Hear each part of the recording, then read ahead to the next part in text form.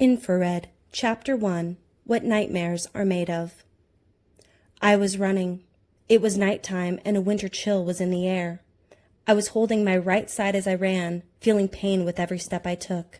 As I felt blood dripping from a gash running the length of my arm, I knew there must be a trail of fluid behind me.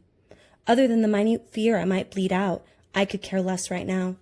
I looked back to see if Adam was following me, instantly feeling relief at the lack of bodies present. I finally reached his ship-brown SUV, which was blocking in my car. Knowing the vehicle would most likely be locked, I didn't bother going for the handle right away. As I reached around into my back pocket to retrieve the bundle of keys, I could feel the shredded flesh of my arm snag against the side of my shirt, which caused the trickle of blood to turn into a stream. As I audibly acknowledged the pain, I heard the screen door slam open. I looked back and saw Adam stumbling out of the house, looking about as stable as a fawn after birth. "Get back here, you bitch!" I was shocked to see him alive, let alone awake and staggering. I thought the skillet would have kept him down longer, if not permanently.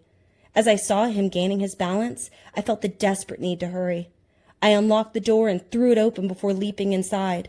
As my body hit the fabric, my gaping wound sent lightning bolts of pain through my entire midsection, front and back.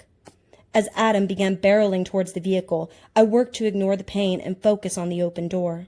I slammed it shut and locked up the vehicle before shoving the key into the ignition and starting the engine.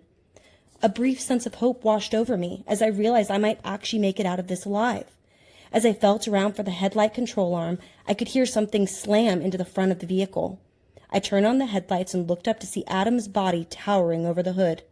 Although I noticed a trail of blood dripping down from his hairline, what paralyzed me with fear was the soullessness of his pupils and the blood pooling inside the conjunctivas of his eyes, appearing demonesque in nature. Both of his hands were on the hood, while both arms were straight as rods. I could tell he was trying to look as big and towering as possible, which wasn't hard for him to do, considering he was 6'2". "Get the fuck out of my car! Now!" he demanded, while slamming his hands on the hood again. "Fuck you!" I screamed back before throwing the vehicle in reverse and flooring it, propelling my body towards the dashboard. I tried to mimic Adam's rigid arms, but the pain radiating from my bicep injury wouldn't allow both arms to lock. I turned my head to see what was coming behind me, grateful for a lack of traffic at this hour. When I was nearing the road, I slowed just enough to flip a bitch without the vehicle tipping over. Once parallel with the road, I looked back toward the direction I'd come flying from. As Adam's body pressed flesh against the earthen floor, a small part of my subconscious felt relieved.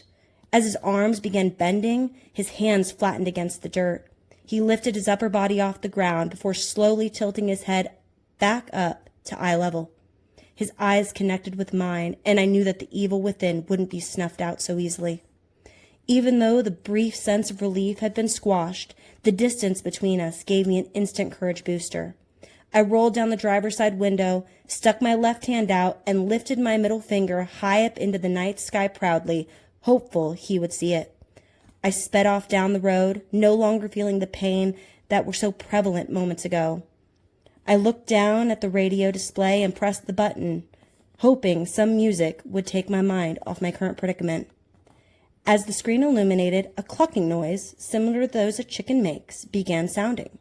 At first, it was solely emitting from the CD port, but then, slowly, the sound started echoing throughout the whole vehicle. As the noise kept getting louder and louder, I had to let go of the steering wheel to shield my ears from the all-consuming clucking. When I tried to press the power button to silence the sound, the radio stuck a big tongue out and licked me across the face.